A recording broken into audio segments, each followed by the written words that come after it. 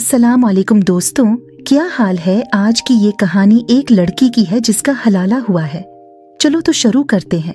मेरी उम्र 30 साल है, मेरा नाम शाजिया है और मैं अपने घर की सबसे आखिरी लड़की थी जिसकी शादी होना बाकी थी। और शादी इसलिए नहीं हो रही थी क्योंकि मेरा वजन बहुत ज्यादा था। जो भी आता मेरे मोटापे को देखकर वापस चला जाता। अब तो मेरा दिल टूटने लगा था।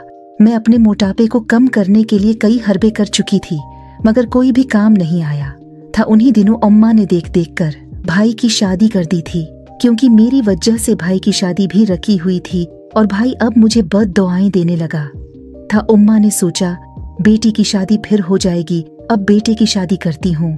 बहू घर आएगी तो कोई न कोई नया रिश्ता भी हाथ आएगा। और फिर अम्मा जब भाभी को ब्याह कर लाएं तो मैं देखती ही रह गई। भाभी इंतहाई खूबसूरत छिरे और बदन वाली गोरी चिटी लड़की थी।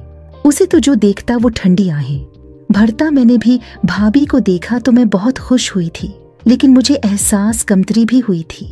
थोड़े ही दिनों में मेरी भाभी से दोस्ती हो गई थी। भाभी भी मुझसे बातचीत तो नहीं करती थी, लेकिन मैं उससे उसकी स्मार्टनेस का राज पूछना चाहती थी। चंद एक दिन गुजरे, मेरी भाभी के साथ बहुत ही अच्छी दोस्ती हो गई। अब भाभी मुझसे कहती कि तुम भी जल्दी से शादी कर लो। मैं भाई से पूछती कि मैं शादी कैसे कर लूं, मेरे पास तो नहीं आप जैसी खूबसूरती है, नहीं मेरा वजन ऐसा है कि कोई मुझे नजर भरकर देखे भी। भाभी बोली उसमें क्या है, मैं तुम्हारा सारा इलाज कर दूंगी। मैं भाभी को हैरान होकर देखने लगी कि भाभी मेरा इलाज कैसे करेगी। भाभी बोली बहन हम डॉक्टर के क्लिनिक चलते हैं। मैं बहुत ज्यादा खुश हो गई। मुझे तो यकीन नहीं आ रहा था। आज पहली बार किसी ने मुझे डॉक्टर के पास जाने का कहा था, वरना सब यही कहते कि तो रोटी बहुत खाती है, कम कर ले तो ठीक हो जाएगी। भाभी ने बाहर जाकर एक रिक्शा रोका, फिर मुझे बड़ी राजदारी के साथ इसमें बैठने का कहा और बोली चलो मैं तुम्हें क्लिनिक में लेकर चलती हूँ। मैं बहुत खुशी भाभी के साथ बैठी। हम तकरीबन आधे घंटे की मसाफत पर वाकई एक क्लिनिक में पहुंचे थे, मगर मुझे अब बड़ी हैरत हुई थी कि इस क्लिनिक पर कोई बोर्ड वगैरह नहीं लगा हुआ था, न ही इसमें ज्यादा लोग थे। मेरी जैसी कुछ औरतें वहां बाहर बैठी हुई थी, जबकि कुछ औरतों के चेहरों पर बड़े बड़े दाग दाने और धब्बे थे। उनको देखकर मुझे काफी बेहतर लगा। थोड़ी ही देर के बाद एक लड़की अंदर आई। वो उन सब औरतों को देखने लगी जो कि उस कमरे में बैठी हुई थी। फिर उसकी नजर मुझ पर पड़ी तो उसने अजीब से अंदाज में मुस्कुराते हुए मेरी भाभी को इशारा किया। भाभी ने भी उसे इशारों में कुछ कहा और फिर मुझे लेकर बाहर आ गई। वो औरत मुझे देखकर बहुत खुश हो।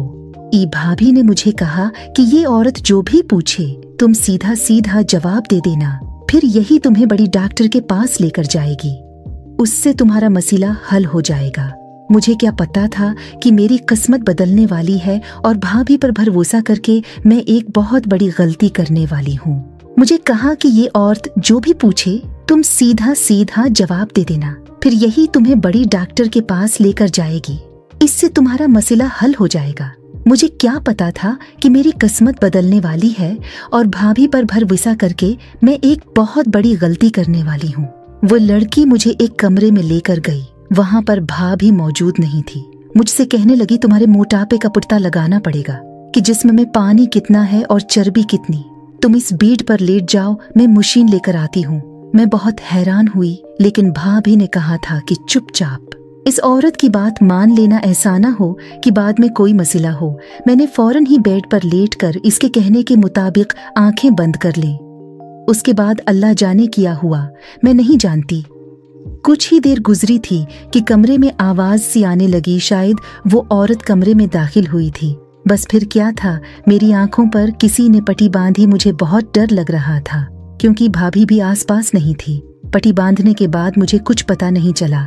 फिर जब मेरी पट्टी खोली तो मैं बिल्कुल वैसी की वैसी ही थी।